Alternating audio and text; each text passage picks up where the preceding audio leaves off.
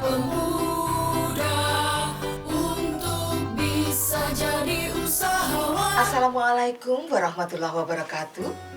Apa kabar kalian?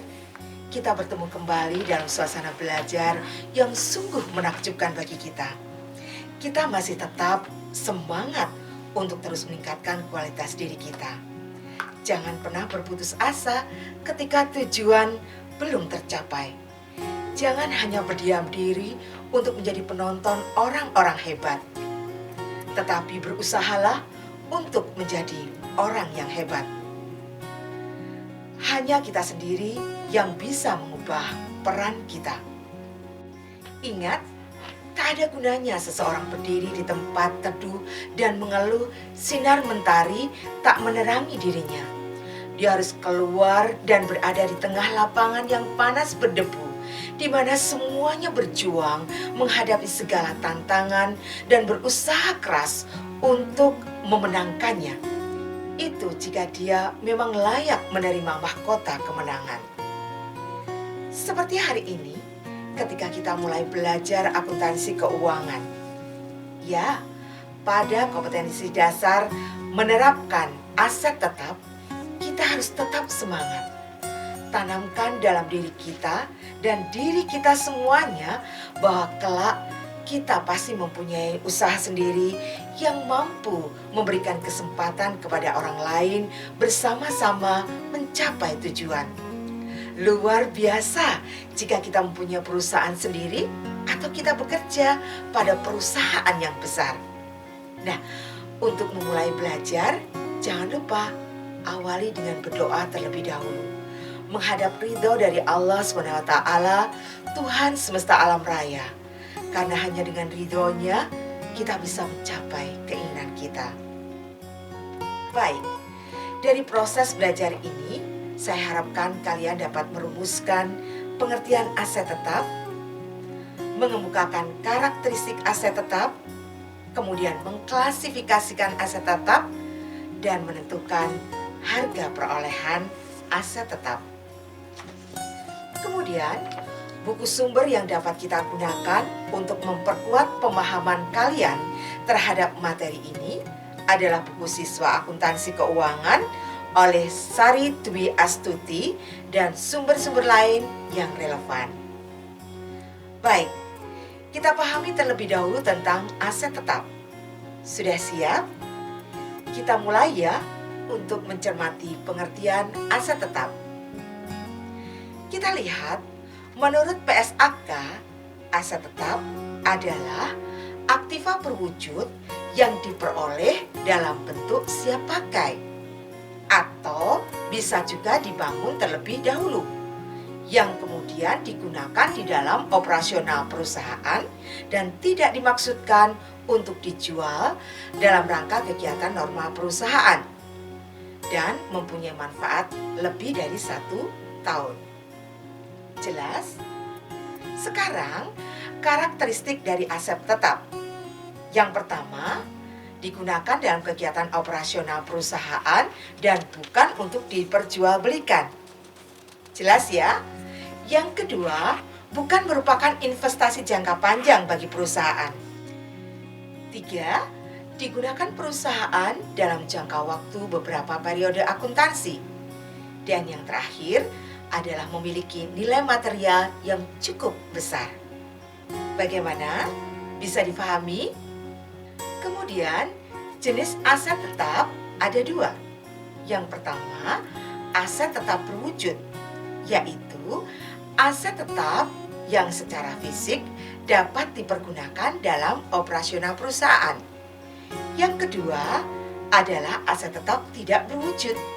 Ya, aset tetap tidak berwujud adalah aset yang umurnya panjang dan memberikan manfaat bagi operasional perusahaan tetapi tidak mempunyai bentuk fisik.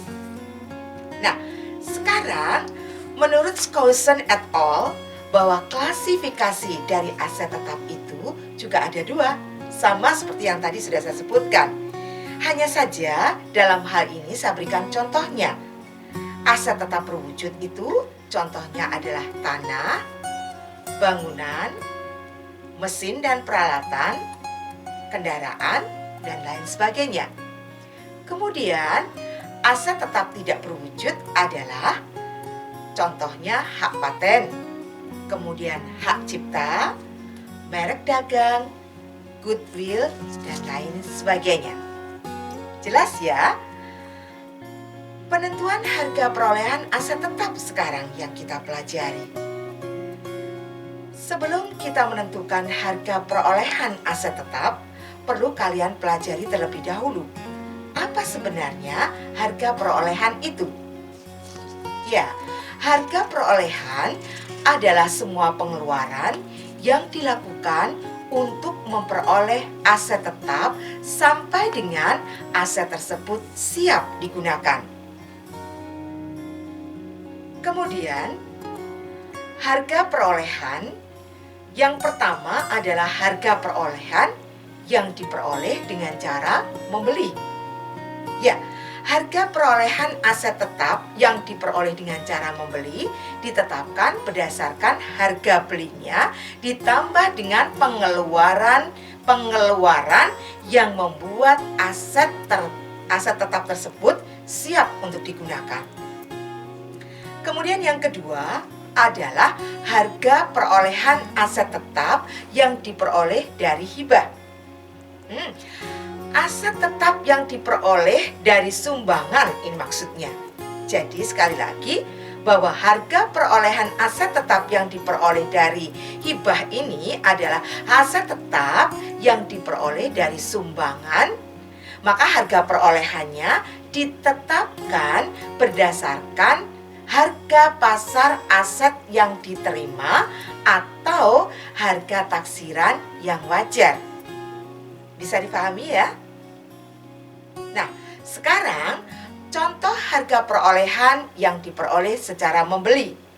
Kita lihat, ada kasus contoh berikut ini. Kita lihat ya, PT Toba membeli mesin pabrik dengan harga tunai sebesar 60 juta. Kemudian pengeluaran yang bersangkutan dengan pembelian mesin tersebut terdiri dari, misalnya kita mengeluarkan PPN sebesar 6 juta rupiah. Kemudian biaya pemasangan dan pengujian sebesar 1.500.000 rupiah. Dan premi asuransi kecelakaan dalam pengangkutan 1 juta rupiah. Nah, sekarang berapa harga perolehannya?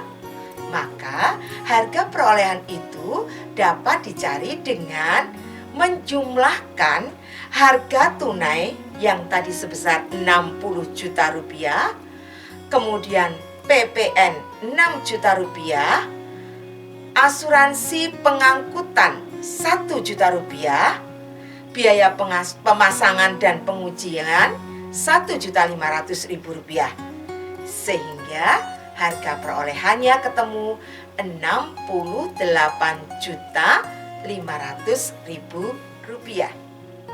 Jelas? Saya lanjutkan sekarang dengan kalau kita melihat atau mencermati contoh tentang harga perolehan yang diperoleh dengan cara hibah. Contoh ya, pada tanggal 1 September 2019, PT Serdadu menerima donasi berupa sebidang tanah. Kemudian, harga pasar dari tanah tersebut misalnya 200 juta rupiah yang akan digunakan untuk pembangunan fasilitas umum. Maka, jurnal yang kita buat dalam transaksi tersebut adalah pada tanggal 1 September 2019, maka kita letakkan di sebelah debit tanah sebesar 200 juta rupiah dan sebelah kredit berupa modal donasi sebesar 200 juta rupiah. Bisa dipahami? Ada yang perlu didiskusikan? Baik. Yang sekarang, contoh yang lain. Kita lihat pada tanggal 1 September 2019, PT Jaya menghibahkan tanah seharga 100 juta rupiah. Tetapi tanah itu mempunyai harga pasar wajar sebesar 150 juta rupiah. Maka jurnal untuk mencatat transaksi tersebut pada tanggal 1 September 2019 adalah di sebelah debit itu harta donasi sebesar 150 juta rupiah, sebelah kreditnya adalah tanah sebesar 100 juta rupiah. Kemudian selisihnya, ya kan, ada selisihnya sebesar 50 juta rupiah. Ini sebagai keuntungan juga kita letakkan di sebelah kredit. Jadi keuntungannya 50 juta rupiah.